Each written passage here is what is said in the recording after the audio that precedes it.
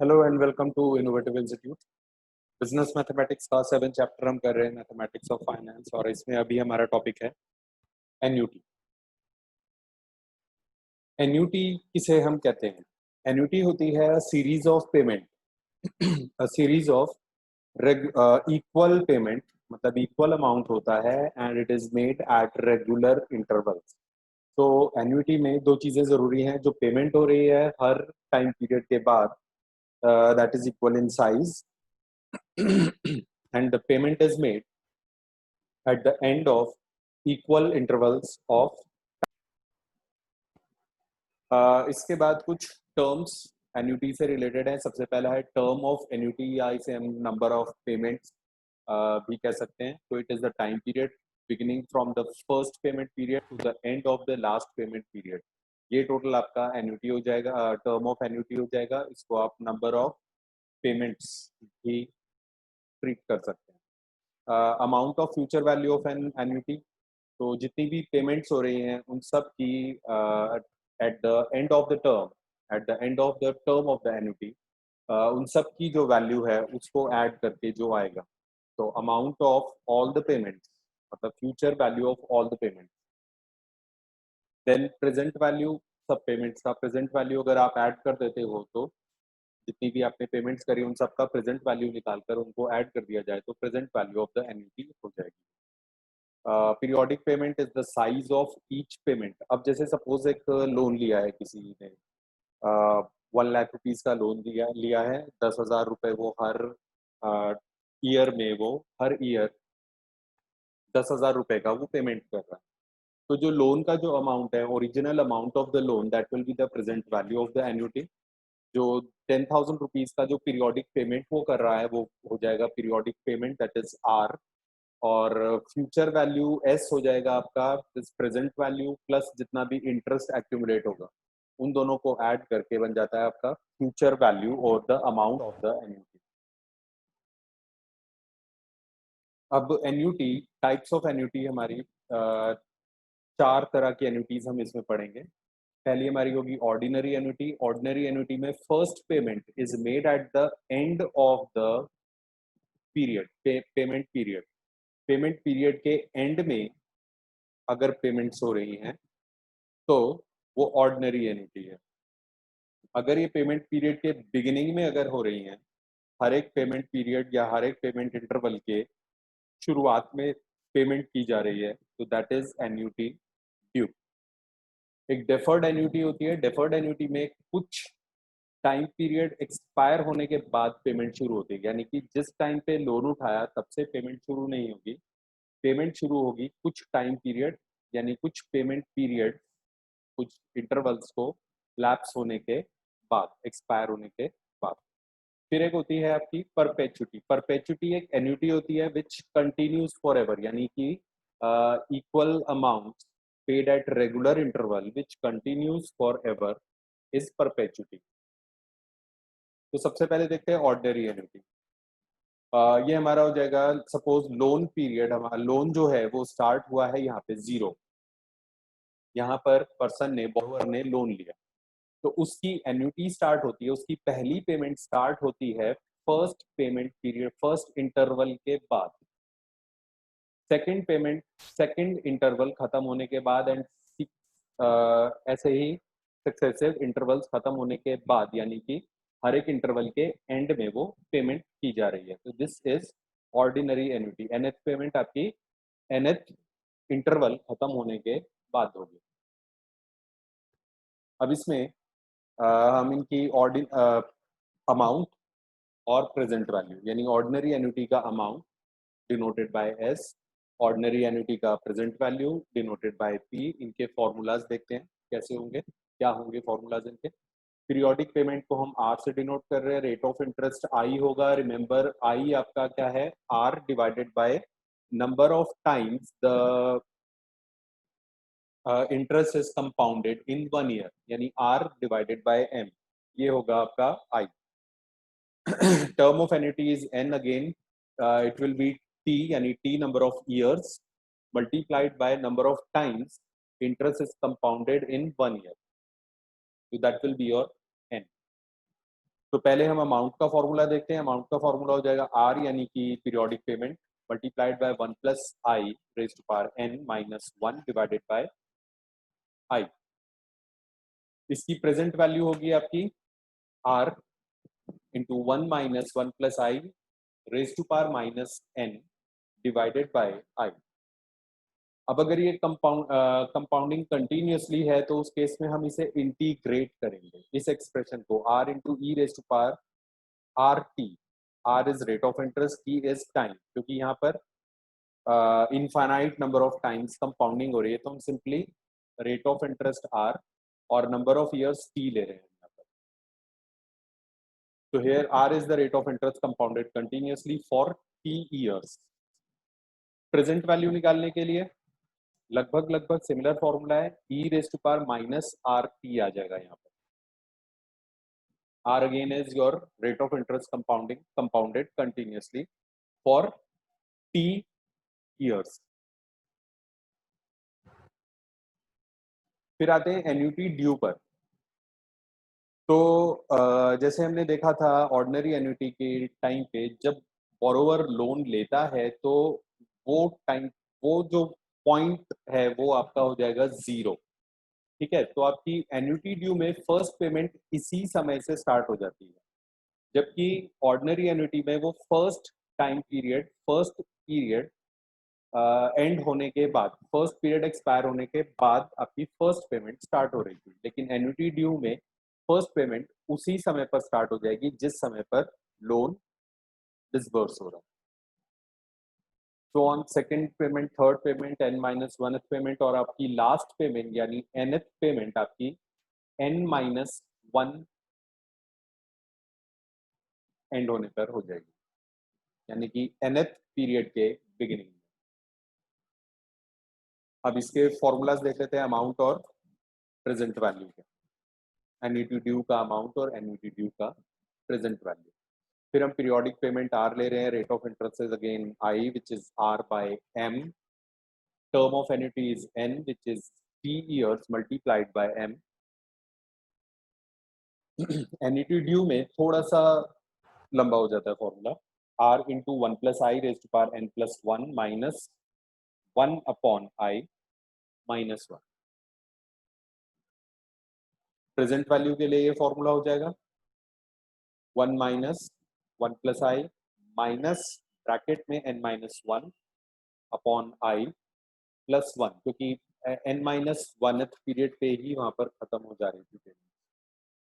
Then deferred annuity आती है। Deferred annuity में कुछ पेमेंट पीरियड डिफर कर दिए जाते हैं, कुछ टाइम पीरियड के लैप्स होने के बाद स्टार्ट होती है। सपोज यहाँ पर स्टार्ट होती है 3 टाइम पीरियड्स लैप्स होने के बाद या एक्सपायर होने के बाद, तो फर्स्ट पेमेंट आपकी फोर्थ टाइम पीरियड के एंड पे स्टार्ट होगी, मतलब बाकी सब आपका ऑर्डिनरी एन्युटी की तरह चलेगा।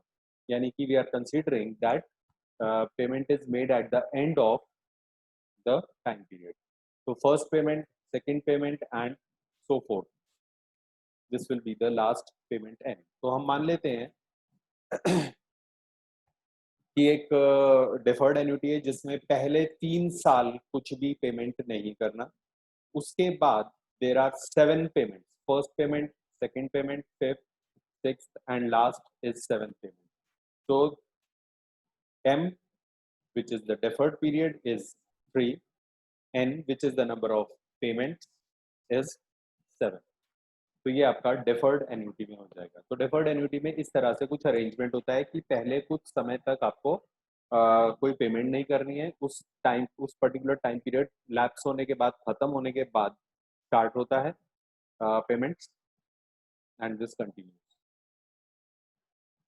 फिर इसके बाद रह जाएगी perpetual, sorry, amount of deferred annuity and present value of deferred annuity.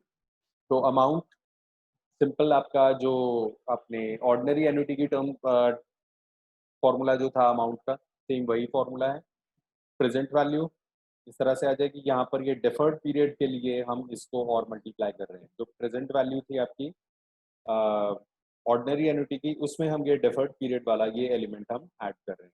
m is the number of deferred period deferred period हो जाएगा ये।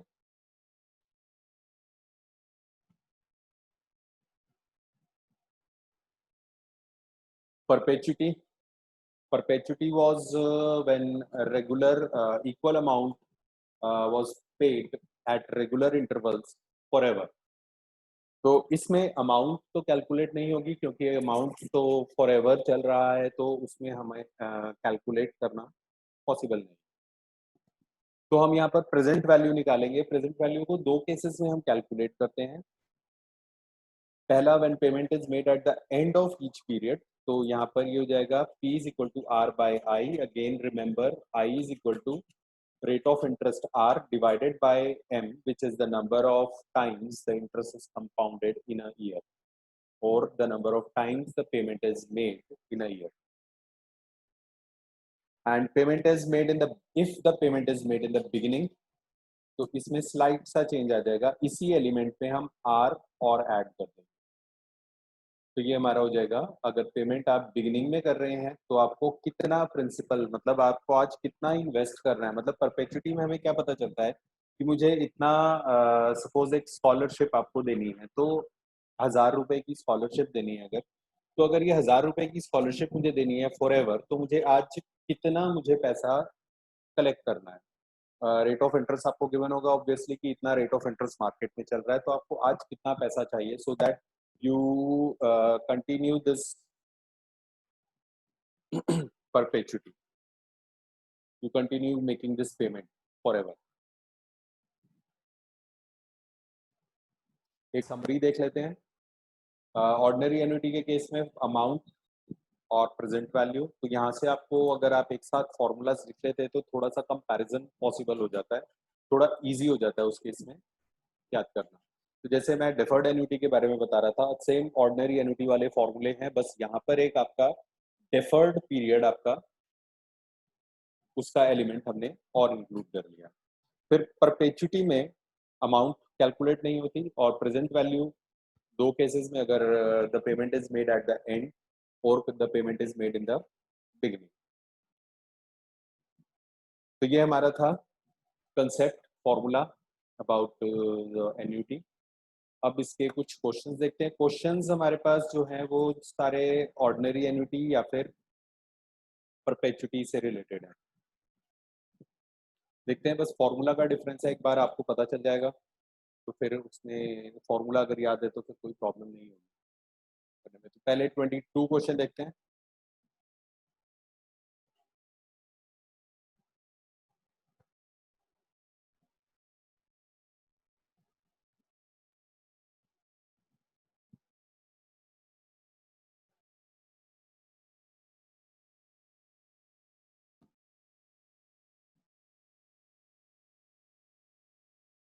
तो हमारे पास क्वेश्चन है, find the amount of the annuity of ₹500 payable eight the end of each year. यहाँ पर हमें clearly specify किया गया है कि ये एन्युटी ऑर्डिनरी एन्युटी है, because we are making the payment at the end of the payment interval और payment period. R will be 500 because this is the amount which is paid each year for 12 years if the money is worth 6%। तो formula पहले लिख लेते हैं इसका, R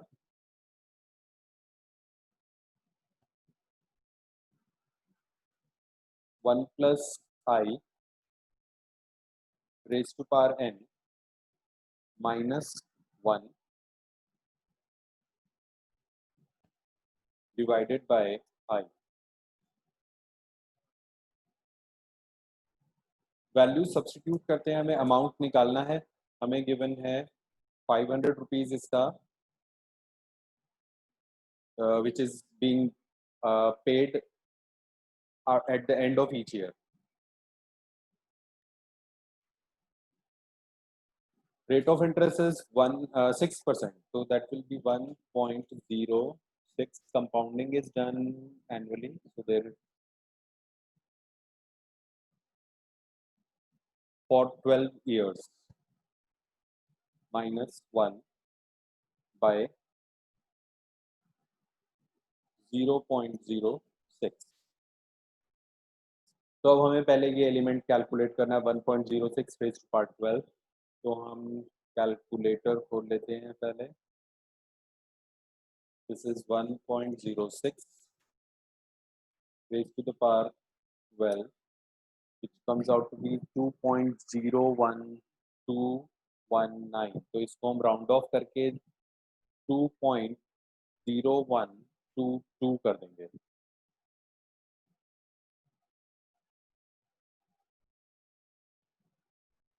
ये हो जाएगा 500 2.0122 माइनस 1। इसको डायरेक्टली हम कर देते हैं 1 माइनस करके 1.0122 divided by 0.06 that is I। तो यह हमारे पास 500 मल्टीप्लाइड बाय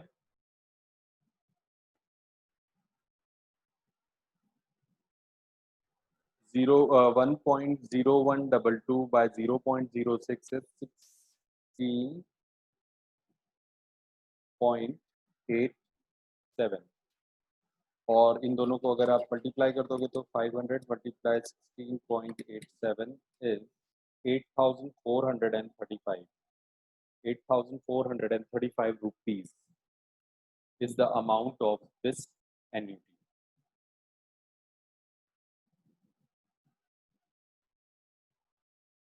नेक्स्ट क्वेश्चन देखते हैं। ये कॉपी पेस्ट नहीं होगा वहां पर। तो ध्रुव deposited 100 rupees every 6 months to a saving deposit scheme that credits interest at 10% per annum compounded semi-annually. The first deposit was made when his son was 6 months old. When his son was 6 months old. Okay. तो first time period के बाद and में करा, मतलब पहले period के and में। And the last deposit was made when his son was 8 years old, यानी कि 8 साल तक ये चला है। सेमी एनुअली चल रहा है, इसका मतलब हमारे पास एन हो जाएगा 8 इंटू 2 16। ऑर्डिनरी एन्युटी है because the payment is made at the end of each annuity period. Next is money remain. अच्छा, अब इसने क्या करा है कि 100 रुपीज हर 6 मंथ्स में उसने जमा किए हैं अकाउंट में। तो जब तक उसका बेटा 8 साल का हो गया तो सेमी एनुअली वो डिपॉजिट कर रहा है, इसका मतलब 16 पेमेंट पीरियड्स हो गए। ठीक है, और उसका आर हो गया 100। यहाँ पर रेट है 10% पर एनम, जो कि आपका सेमी एनुअली अगर आप कैलकुलेट करोगे तो आ जाएगा 5%। अब 8 साल के बाद, जब 8 साल का हो गया उसका बेटा, उसके बाद उसने पैसा निकाला नहीं है, the money remained in the account, यानी कि उसने अब डिपॉजिट करना बंद कर दिया है। And he gifted this money to his son on his 10th birthday, यानी कि 2 साल के बाद उसने फिर ये गिफ्ट किया अपने बेटे को। What was the amount receive? तो यहाँ पर दो पार्ट हैं इस क्वेश्चन के। पहला पार्ट आपका ये जो आप कैलकुलेट करोगे ये होगा एन्युटी से, because equal amount is being paid at regular interval. उसके बाद ये पैसा जो है अब यहाँ पर वो कुछ ऐसा रेगुलर पेमेंट नहीं कर रहा, उसने एक लमसम पेमेंट जो उसके पास आया था, कलेक्ट हुआ था, वो उसने डिपॉजिट कर दिया। अब वो उसे 2 साल के बाद निकाल रहा है। तो यहाँ पर आप सिंपल कंपाउंड इंटरेस्ट वाला जो फॉर्मूला आप यहाँ पे यूज करोगे। तो देखते हैं यहाँ पर किस तरह से चलेगा।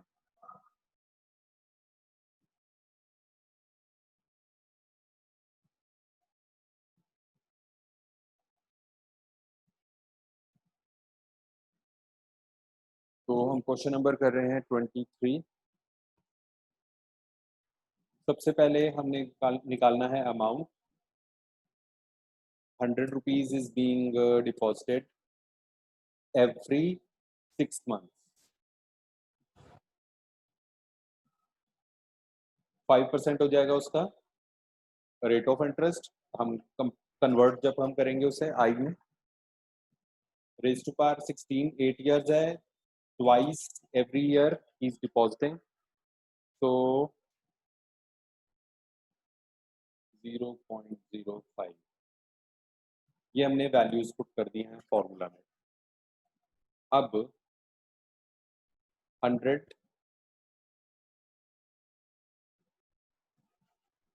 1.05 raised to power 16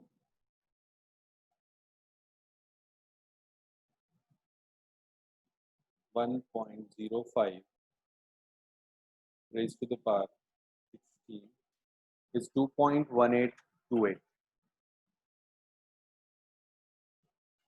2.18287 है, हम इसे 2.1829 कर देते हैं 2.1829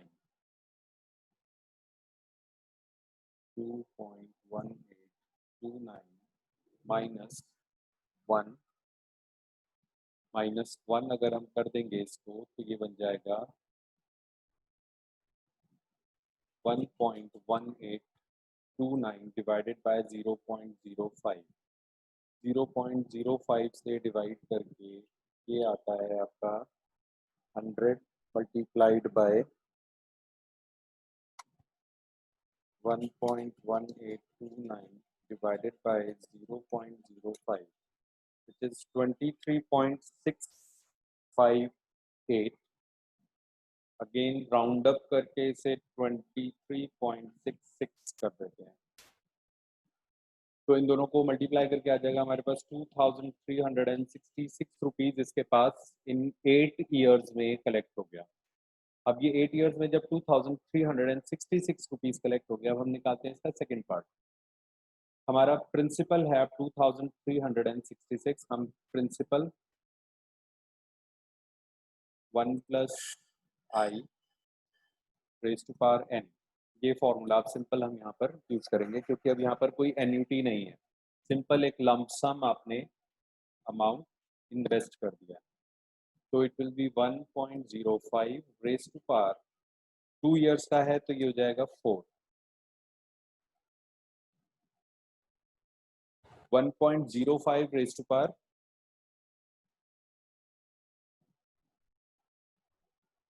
1.05 raised to the power 4 is 1.2155.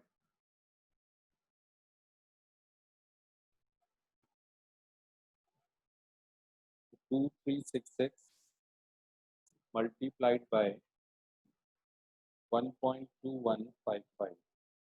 इन दोनों को हम मल्टीप्लाई कर देते हैं तो 1.2155 we get 2875.87। अगेन फिर राउंड अप कर दिया जाए तो 2876 रुपीज। तो ये अमाउंट होगा जो वो अपने बेटे को गिफ्ट करेगा। अगला क्वेश्चन देखते हैं। Determine the size of equal payment. अब यहाँ पे आपको अमाउंट नहीं निकालना, इक्वल पेमेंट यानी आर निकालना है यहाँ पर। To be made at the end of each quarter so as to accumulate 50,000 rupees at the end of 5 years if the money is worth 6% per annum compounded quarterly. Okay.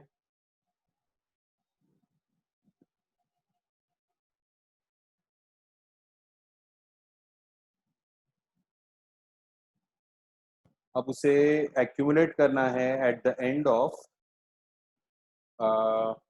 5 years के and पर उसे accumulate करना है 50,000 यानी amount हमारे पास है 50,000। 5 years के and पे क्वार्टरली हम कर रहे हैं तो हमारे पास 20 पेमेंट पीरियड्स हो जाएंगे। 6% पर एनम कंपाउंडेड क्वार्टरली है तो ये हो जाएगा S is equal to R into 1 plus I raise to power n minus 1 divided by I.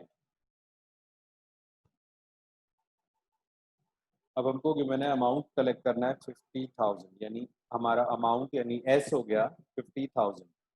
R हमें पता नहीं है, this we have to determine. Rate of interest आपका 6% पर एनम कंपाउंडेड क्वार्टरली है तो ये हो जाएगा 1.015 रेज टू पावर 5 ईयर्स का है, कंपाउंडिंग क्वार्टरली है, तो 20 माइनस 1 बाय 0.015। तो पहले हम इसकी वैल्यू निकाल लेते हैं। R 1.015 raise to power 20, 1.015 raised to the power 20. We have 1.34685. 1.3468.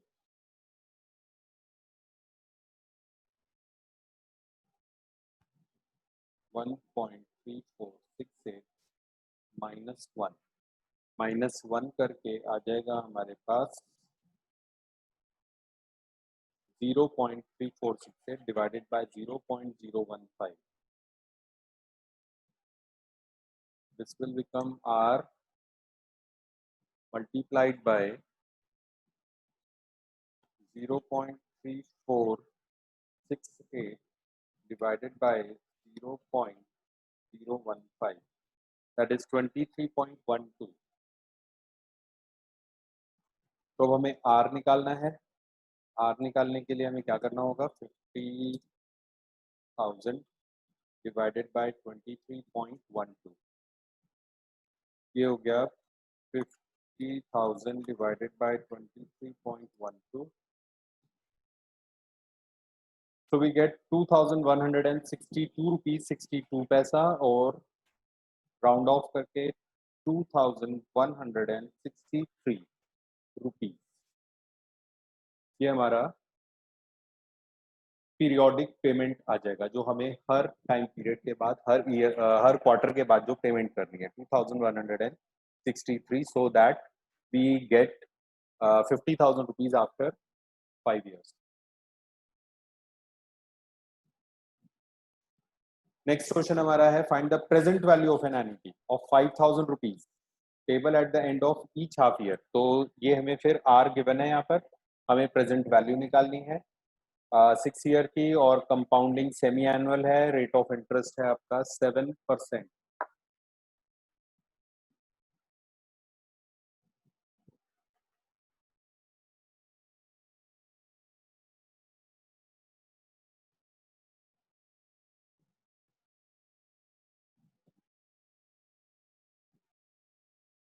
Question number 25, हमें निकालनी है present value. Present value is R 1 minus 1 plus I raise to power minus N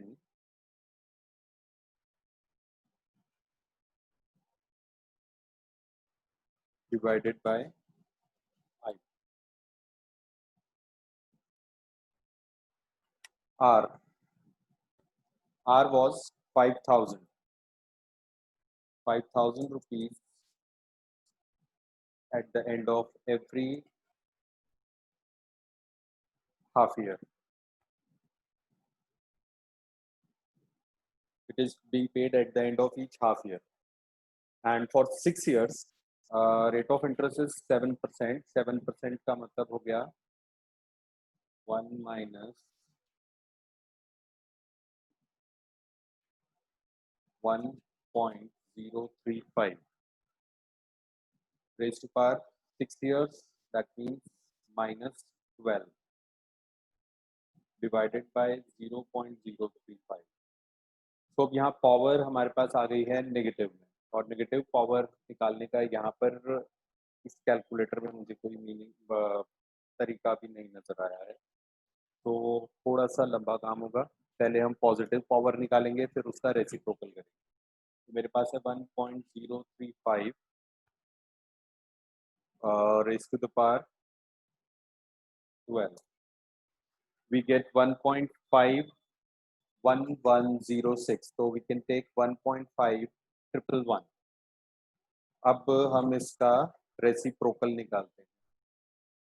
1 divided by 1.5111, we get 0.035। 0.66176. So we can take 0.6618.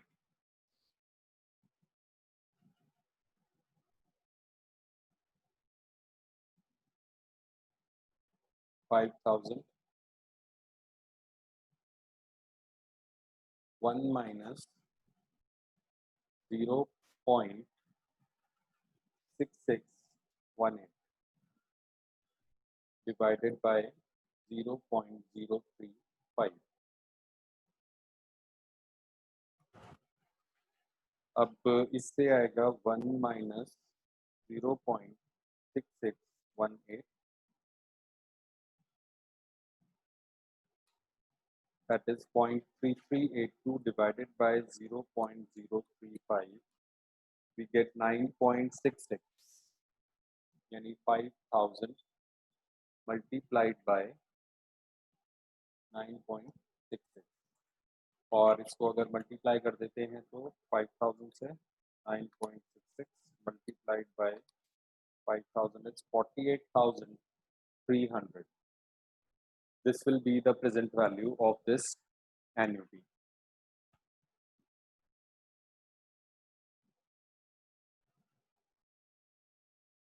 Next, question number 26. A dealer offers to sell a piece of land priced at 50,000 rupees to be paid in equal installment for 10 years. If the money is worth 5% effective, what is the size of each installment? Installment निकालना है, यानी हमें R की value निकालनी है, periodic जो payment है, और he is offering to sell the piece of land at 50,000 rupees. 50,000 rupees में ही इज ऑफरिंग टू सेल, तो दैट मीन्स उसकी प्रेजेंट वैल्यू यानी आज की करंट वैल्यू उसकी 50,000 रुपीज है. तो अगेन हमारे पास प्रेजेंट वैल्यू का क्वेश्चन आ गया है.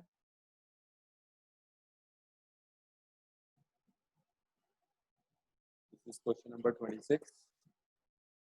अगेन हम प्रेजेंट वैल्यू का फॉर्मूला यूज करेंगे. Are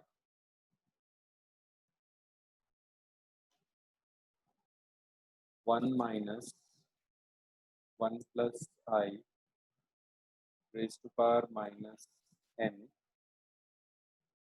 divided by I. अब इस क्वेश्चन में रेट ऑफ इंटरेस्ट गिवन है 5% और कंपाउंडिंग एनुअली हो रही है, कुछ मेंशन नहीं है, और 10 years है. 50,000 is the present value.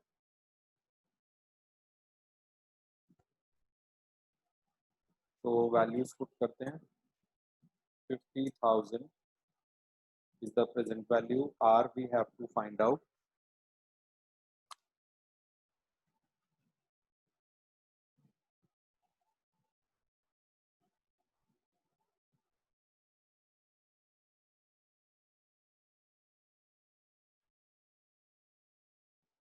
Rate of interest is 5%. 1.05 for 10 years. Minus 10 over here. Minus 10 by I was 0.05. So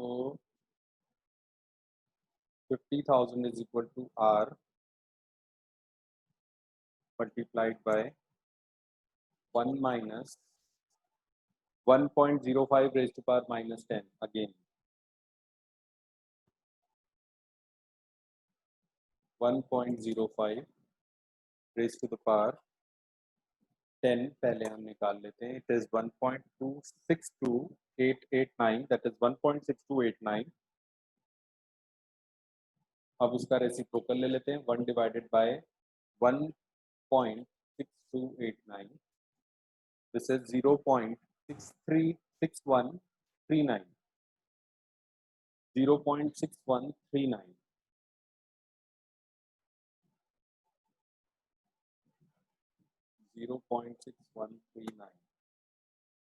divided by 0.05. ये हो जाएगा आपका R multiplied by 1 minus 0.6139 that is 0.3861 divided by 0.05, that is 7.72. 7.72. So amount of installment will be 50,000 divided by 7.72. 50,000 divided by 7.72. That is 6,476.68, or we can take 6,477.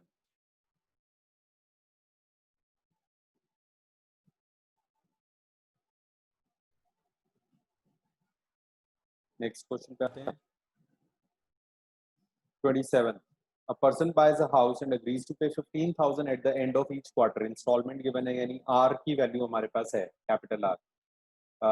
At the end of each quarter for 5 years, यानी term हो गया 5 into 4 20. Money is worth 12% compounded quarterly. तो quarterly अगर हम निकाल लेते हैं इसे तो हो जाएगा 3%. Determine the cash price. Cash price is the present value. Again present value का फॉर्मूला हम यहाँ पर अप्लाई करेंगे.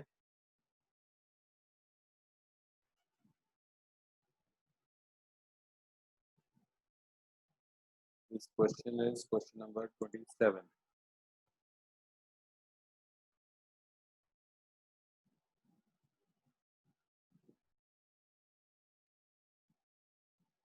He is paying installment of 15,000 rupees. So 15,000 rupees की installment, 15,000 की installment है, यानी capital R is 15,000.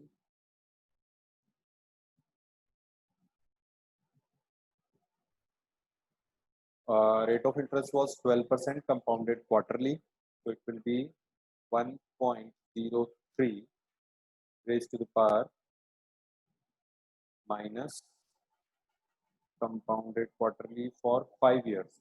So 5 fours are 20 divided by 0.03. That means P is equal to 15,000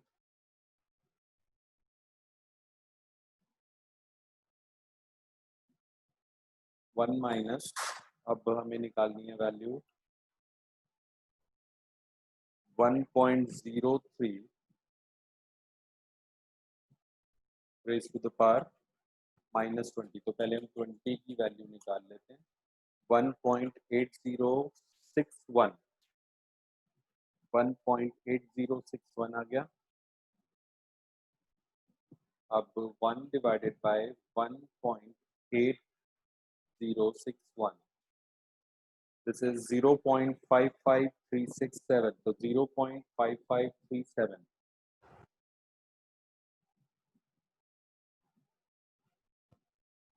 1 minus 0.5537 divided by 0.03.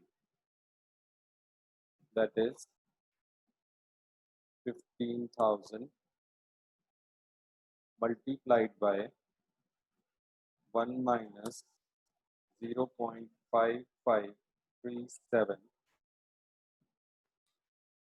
0.4463 divided by 0.03.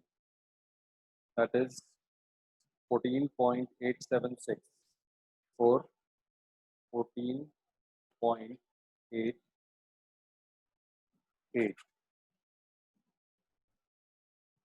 14.88 multiplied by 15,000 is 2,23,200. This is the present value of the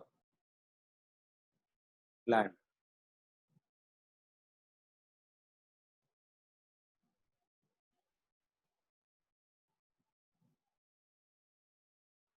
Next question देखते हैं. What sum invested now would establish a scholarship of 600 to be awarded at the end of each year to a deserving candidate?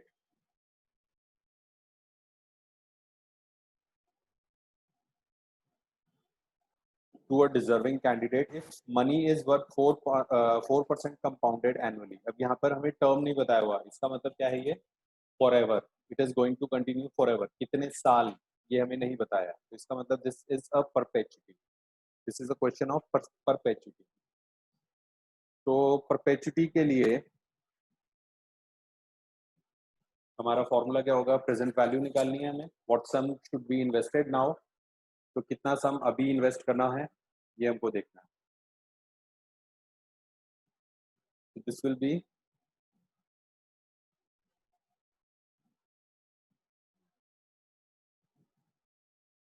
Question number 28. Perpetuity की present value निकालनी है, the amount is being paid at the end r by आई,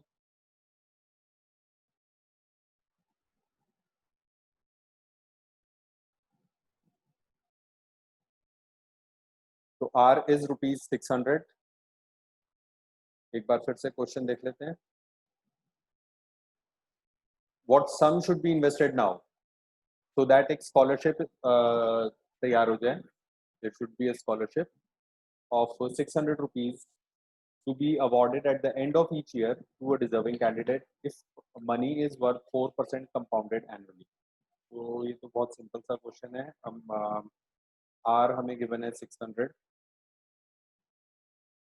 और rate of interest 0.044% है, तो 600 divided by 0.04 will be ₹15,000. Next देखते हैं 29th question.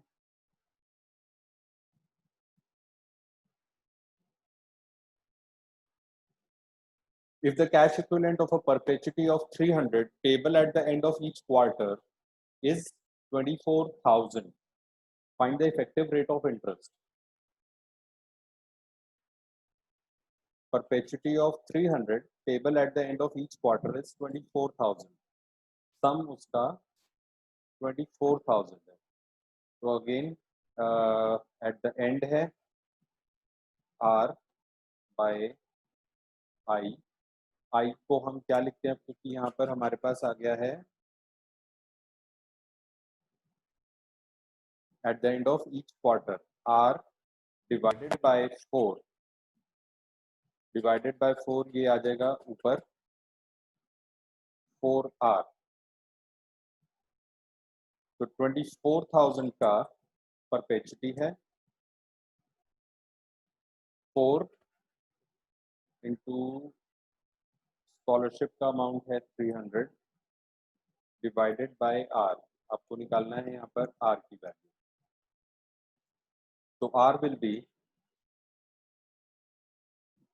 4 into 300 1200 divided by 24,000, that is 1200 divided by 24,000 is 0.05, that is 5%. ये हो जाएगा आपका 29th question. Question number 30.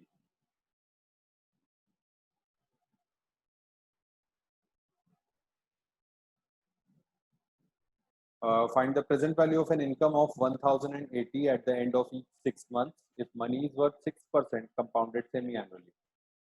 So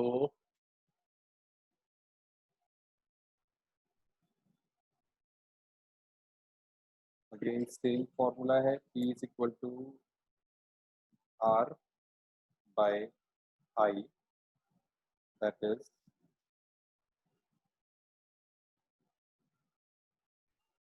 semi annually. इसका मतलब ये हुआ R डिवाइडेड बाय 2 और ये 2 आ जाएगा ऊपर 2R.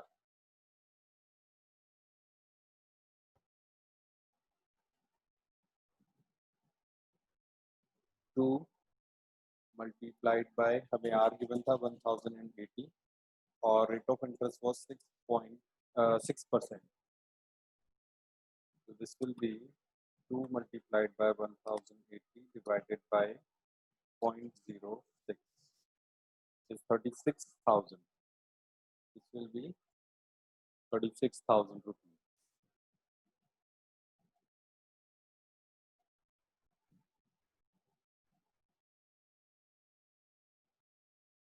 So this is the end of this exercise. Next video में हम एक्सरसाइजेस और प्रीवियस ईयर क्वेश्चंस हम डिस्कस करेंगे. So this is all for this video. Thank you very much.